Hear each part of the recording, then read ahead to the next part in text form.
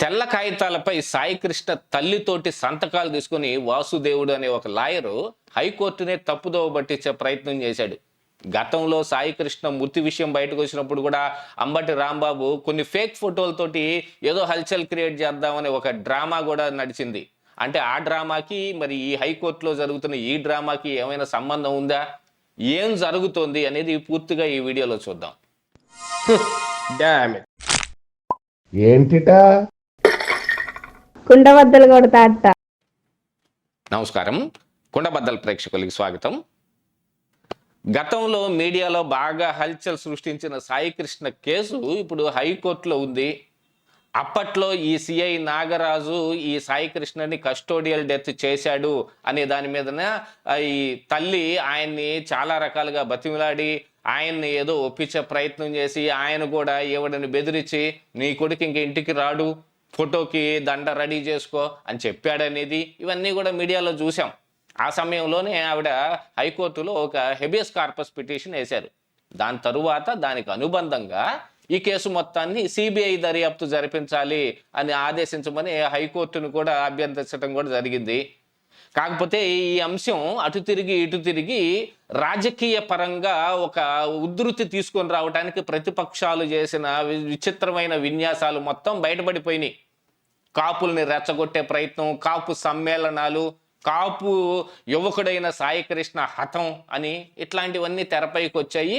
అనేక రకమైన రాజకీయ రంగులు మొత్తం ఈ కేసుకు పూయబడ్డాయి.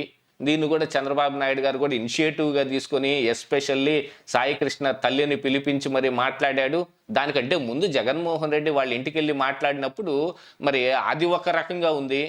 సాయికృష్ణ తల్లిని కూడా మరి చంద్రబాబు నాయుడు కూడా పిలిచి మాట్లాడిన తరువాత ఈ కేసులో నాకు న్యాయం జరుగుతుందనే ఒక భావన ఆవిడకి కలిగినట్టుగా ఉంది. ఆవిడ ప్రభుత్వానికి దాదాపుగా సహకరించే విధంగానే ఉన్నారు. ఇక హైబియస్ కార్పస్ పిటిషన్ విషయానికి వచ్చేటప్పటికి ఈ సిఐ నాగరాజు అరెస్టు, ఆయన రిమాండ్ రిపోర్ట్ కానీ, ఆ తర్వాత 2 constable arrest, Nagaraju friend arrest, ఈ కేసులో మొత్తం 6 ప్రమేయం ఉంది అనుకునే దాంట్లో 5 అరెస్ట్ అయ్యి జైల్లో ఉన్నారు. సిఐ నాగరాజును కూడా కస్టడీలో విచారించాలి అని కోర్టును కోరినప్పుడు కూడా చాలా రకాలైన ఇవి నడిచి చివరకు విజయవాడలో ఆయన విచారించడానికి కోర్టు కూడా ఒక ఆదేశం కూడా ఇచ్చింది. అలాంటి సమయంలో ఇప్పుడు హైకోర్టులో ఈ హెబియస్ కార్పస్ పిటిషన్ మీద కానీ సిబిఐ దర్యాప్తు జరిపించాలనే దాని మీద కానీ ఒక చిన్న అప్డేట్ ఏమిటి అని అంటే, సిబిఐ దర్యాప్తు అవసరం లేదు అని ఒక పిటిషన్ని సాయికృష్ణ తల్లి లాయరు హైకోర్టుకి వేశారు. విచిత్రమైన విషయం ఏం జరిగిందంటే, ఆ మరుసటి రోజే వాసుదేవుడు అనే ఒక లాయర్ వచ్చేసి ఇందులో ఇప్పటి వరకు లాయర్గా ఉన్న రిత్వికను సాయికృష్ణ తల్లి తప్పిచ్చేసింది, ఆవిడ ఎన్ఓసి ఇవ్వట్లేదు కాబట్టి మీరు ఆవిడకి ఎన్ఓసి ఇచ్చే విధంగాను ఈ కేసులో ఫర్దర్గా నేను లాయర్గా కంటిన్యూ అయ్యేటట్టుగాను మీరు చర్యలు తీసుకోండి అని హైకోర్టుని అభ్యర్థించాడు. ఆ సమయంలో హైకోర్టు కూడా ఉత్తినే సరే పో అని అనకుండా ఈ అందరినీ విచారించిన తరువాత, అందరి అభిప్రాయాలు తీసుకున్న తరువాత వాళ్ళు ఏం చెబుతారో దాని ద్వారా ఒక అవుట్కమ్ తీయటానికి అందరినీ పిలిపించారు. అలాగనే సాయికృష్ణ తల్లితో కూడా మాట్లాడటం జరిగింది.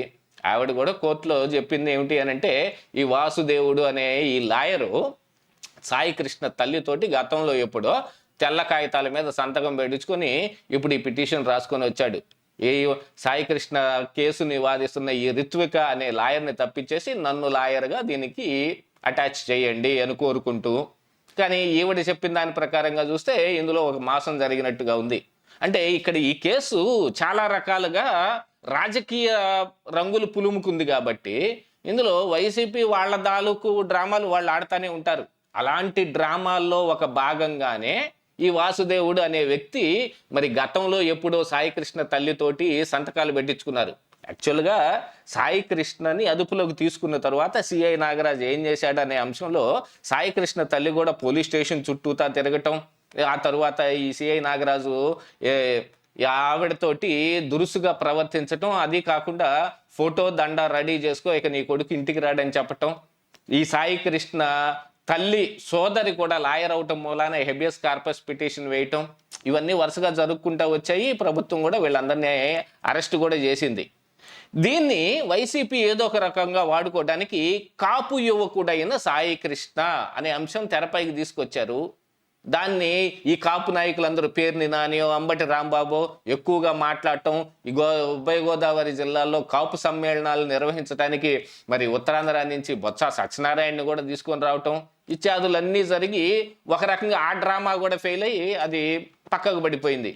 ఏమిటి అనంటే మరి కాపుల్ని ఏకం చేయాలి అనంటే మరి కాపు మీ పార్టీ తరపు నుంచి ఏదైనా కాపు నాయకుడిని సీఎం చేస్తారా అనే ఒక డిమాండ్ కూడా అప్పుడు తెరపైకి వచ్చింది అనేది కూడా మనం గతంలో కొండబద్దల్లో కూడా చెప్పుకున్నాం. దానిటన్నిటి మూలాన అది సమసిపోయింది. ఇప్పుడు మళ్ళీ వైసీపీ ఖాళీగా ఎందుకు కూర్చుంటుంది? అలా కూర్చోకుండా ఏదో ఒకటి అందులో ఏలు పెట్టి గెలికే ప్రయత్నం చేస్తూ ఉంటారు. చంద్రబాబు నాయుడు తోటి మీటింగ్ అయిన తర్వాత సాయి కృష్ణ తల్లి కూడా మరి ఈ ప్రభుత్వానికి సహకరించడానికి, ఎందుకంటే ప్రభుత్వం కూడా వాళ్ళకి సహకరించే విధంగా ఏ సిఐ నాగరాజు మీద అయితే సాయి కృష్ణ తల్లి ఆరోపణలు చేస్తూ ఉందో ఆయన అరెస్ట్ చేయించారు. వాళ్ళని మిగతా కానిస్టేబుల్ని వీళ్ళందరినీ కూడా సస్పెండ్ చేయటం కూడా జరిగింది.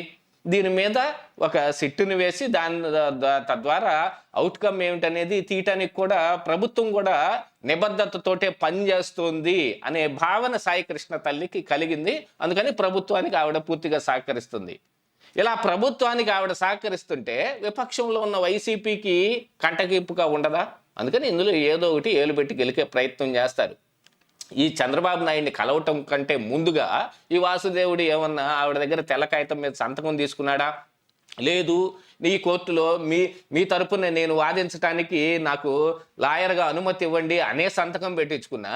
అది ఆవిడ ముందు గతంలో ఆవిడ అన్రెస్ట్లో ఉన్న సమయంలో చేసిన సంతకం అయి ఉంటుందా?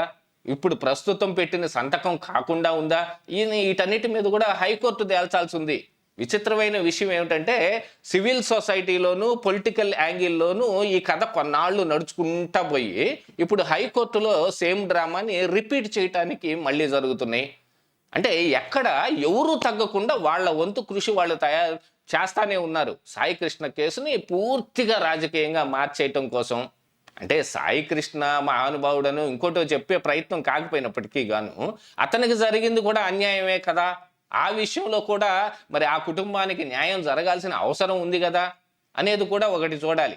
మరో పక్కన సిఐ నాగరాజే మాకు ఇక్కడ పోలీసుగా కావాలి, ఆయన అరెస్ట్ చేయొద్దు, అరెస్ట్ చేస్తే మేము ధర్నాలు చేస్తాం అని ఆ చుట్టుపక్కల ఉన్న ప్రజలతో చేత కూడా ఒక ఉద్యమం కూడా లేవదీసే ప్రయత్నం కూడా చేశారు.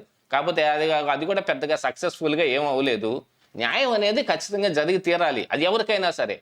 ఎందుకు అనంటే ఈ సభ్య సమాజంలో ఇదిగో ఈ వ్యవస్థలన్నీ సక్రమంగా పనిచేస్తున్నాయి అని చెప్పటానికి. ఆ వ్యవస్థల్లో కూడా ఏలుబెట్టి గెలకటం అనే ఒక పనిని ఈ రోజున వైసీపీ తీసుకుంది. దానికి పర్యవసానాలు ఇప్పుడు కోర్టులో కనపడుతున్నాయి. మరి ఇప్పుడు హైకోర్టు ఏం నిర్ణయం తీసుకుంటుంది? తెల్ల కాగితం మీద ఆయన సంతకం తీసుకున్నాడు అనంటే మరి అది క్రైమ్ కదా. మరి వాసుదేవుడు అనే ఈ లాయర్ని ఏం చేస్తుంది హైకోర్టు అనేది కూడా చూడాలి. మొత్తానికైతే వైసీపీ ఇంకా బ్యాక్ స్టెప్ వేయలేదు, ఏదో ఒక ప్రయత్నం చేస్తా ఉందనేది ఇక్కడ అర్థం అవుతోంది. ఇదే ఈరోజు కుండబద్దలు.